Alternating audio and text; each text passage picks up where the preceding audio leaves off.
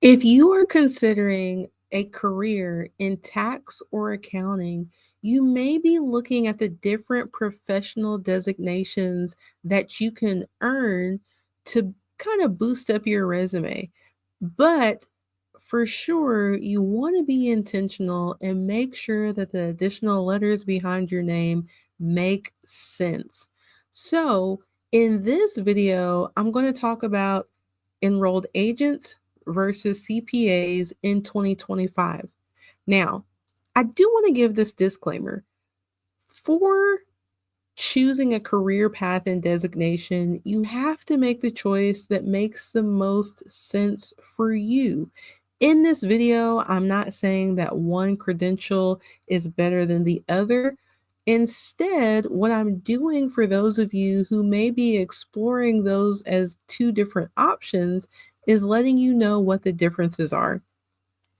This is something that I didn't even have to take into consideration when I was going through college and looking at this path because I didn't even know what an enrolled agent was until after I had graduated from college and after I had spent 3 seasons with a CPA firm. Okay.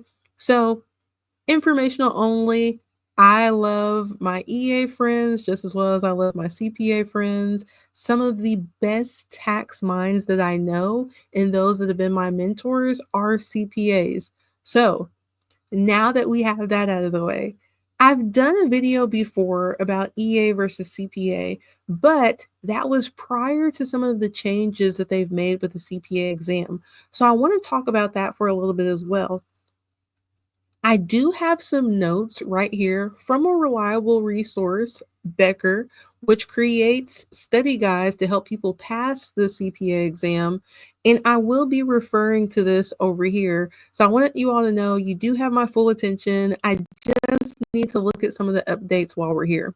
All right. So with these two designations, there are some areas of service and expertise that are going to overlap. And then there are going to be some that are completely separate. So let's start with the EA license, okay? The enrolled agent. This is a federal license that is awarded by the Internal Revenue Service. With that being said, an enrolled agent is not restricted by state with who they can represent. They can represent with unlimited representation rights in any IRS office, in with any IRS matter, right? Now, if we look at a CPA, that license is through the state, not the Internal Revenue Service. And while taxes are one function that they are qualified to do, all CPAs don't do taxes. CPAs, looking at an area of overlap, also have unlimited representation rights as far as taxes are concerned with the Internal Revenue Service. Okay. But when we're looking at that being a state designation, there may be some functions of a CPA that they can't perform as far as practicing in other states because each state gets to regulate the continuing education requirements of their CPAs. They also will call into play who can do what. For example, if we look at the state of New York, not everyone can prepare a tax return in the state of New York. You have to be one of their licensed professionals.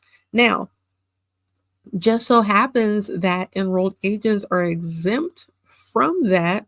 Thank you for those advocating for enrolled agents. So we don't have to take additional testing.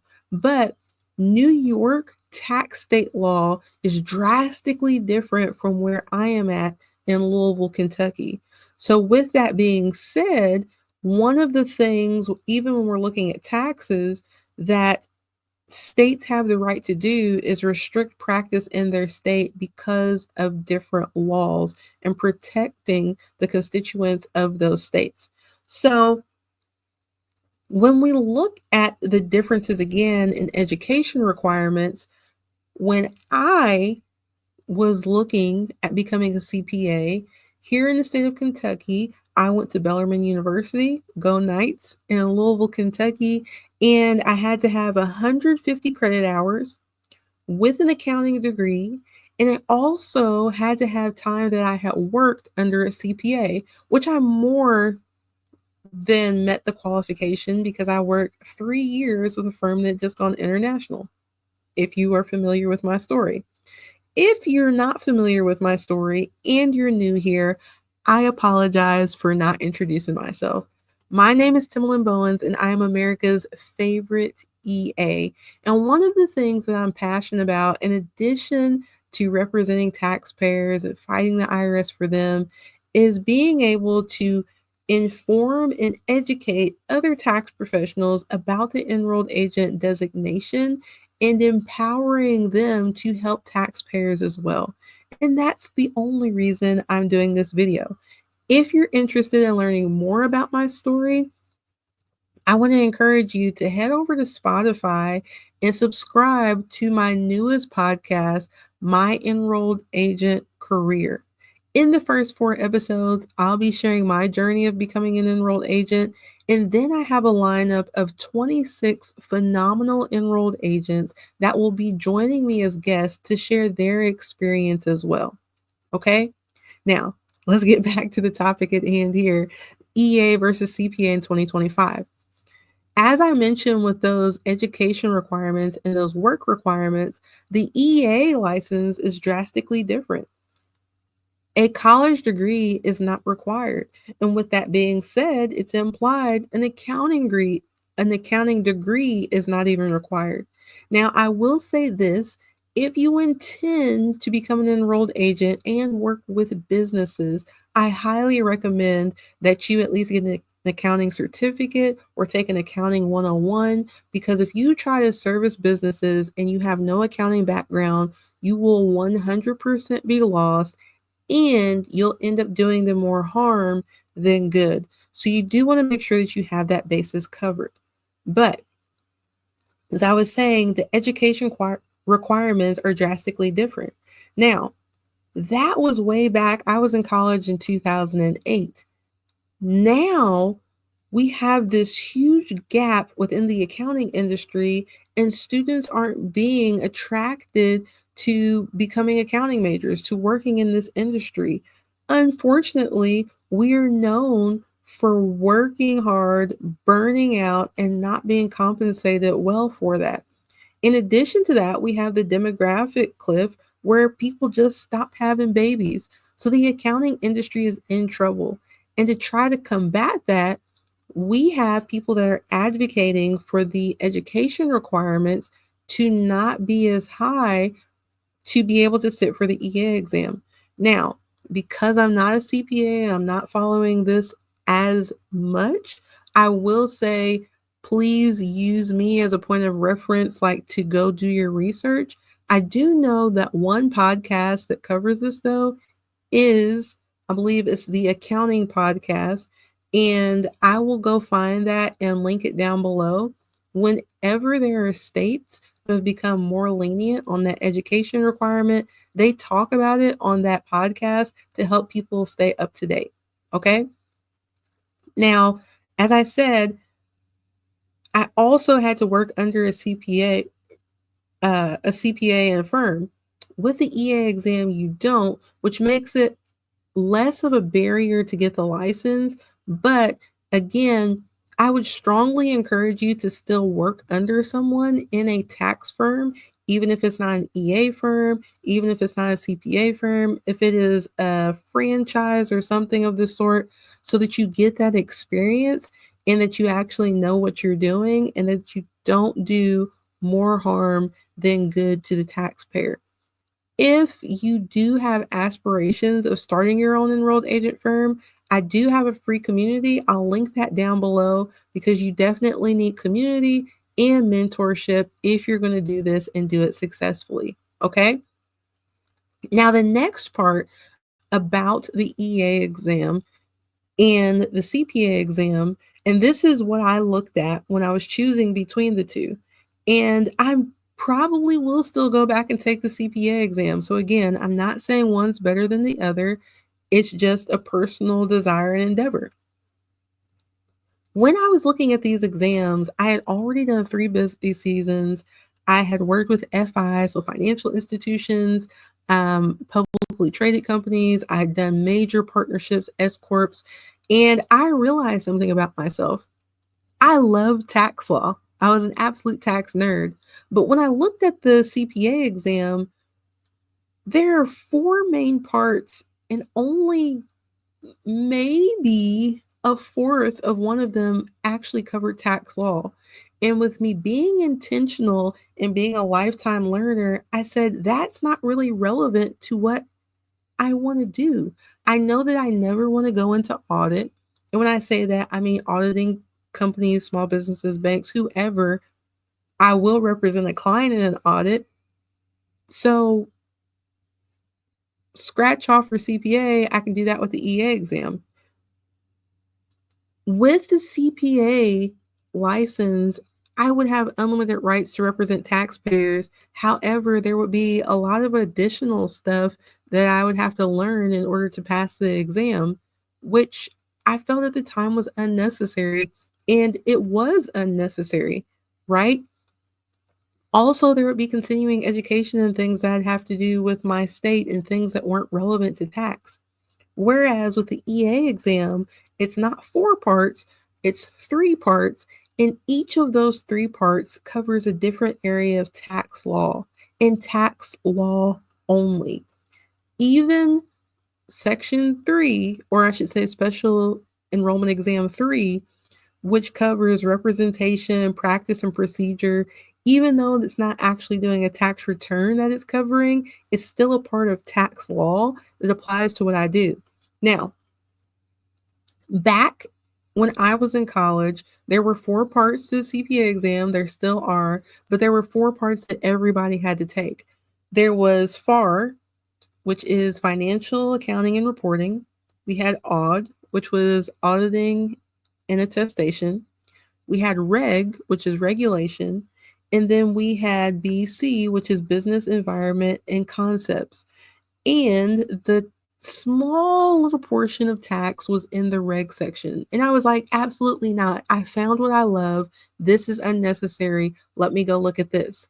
Now, if you are someone who's interested in tax and you also want to work a lot with like state and local issues, the CPA exam may be a better path now because of the way they expanded it. So you still have to take 4 parts, but now instead of everyone taking the same 4 parts, there are 3 core parts. We still have FAR, which is the financial accounting and reporting. We still have AUD, which is the auditing and attestation. We now have REG has been switched to cover more taxation and regulation. Okay. So had it been this way in 2008 and when I got ready to like sit for an exam, maybe I would have gone the CPA route instead. I don't know. Now, with this new setup, like I said, the 3 core areas, we also have areas of discipline that a CPA can choose to focus in, and that's what they would take their 4th test in. The 3 areas are business analysis and reporting, so BAR. We have ISC, which is information systems and controls, which is important in any area of tax or accounting, right? And now we have TCP, which is tax compliance and planning. So now, in my opinion, if you choose to go that discipline of tax compliance and planning, the CPA exam can equip you better and show that, hey, you are qualified to do the research in tax law. You're qualified to be that tax expert. Whereas before, again, I'm not downplaying the difficulty of the CPA exam. I'm not downplaying that some of the best tax minds in the world are CPAs. What I'm saying is that if you actually understood the CPA exam, you would understand that the CPA exam doesn't automatically mean you're an expert in tax law because it's not covering tax law, right? For me, at the time, the enrolled agent exam did because it covered only tax law. So now that I've explained the difference between the two exams, I've kind of talked about how they overlap, I've kind of talked about how they're different. Here's the thing that you need to decide: which one is right for you? If you want to do tax preparation, tax planning, and represent taxpayers with unlimited representation rights, but maybe you don't have a degree, so that was kind of deterring you from, going into the tax industry, the enrolled agent license may be perfect for you. If you're somebody who likes learning in a college environment, you want to go get the experience under the CPA firm, you also are interested in maybe later doing not audited, auditing of businesses and that type of thing, then maybe for you, the CPA exam is the better route, right? It all depends on which one is going to fit your career desires the best. And there's nothing wrong if you decide that you want to go and get both. I hope you found this video helpful. If you have any questions, please drop them down below in the comments.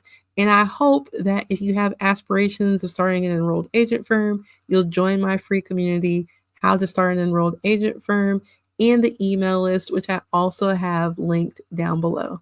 See you in the next video.